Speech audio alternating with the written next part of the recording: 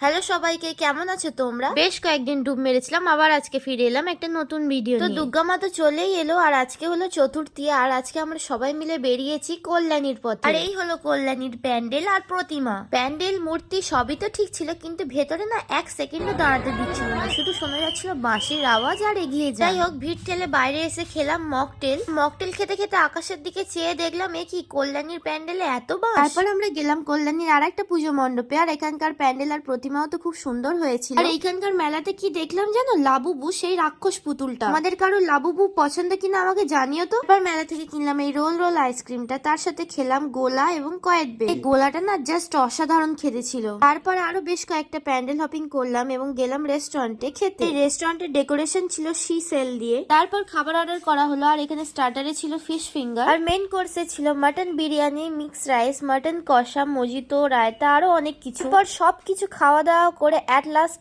Ice cream খেয়ে বেরোলাম বাড়ির পথে। গলার অবস্থা খুব খারাপ। দেখা হচ্ছে নেক্সট ভিডিওতে, বাই।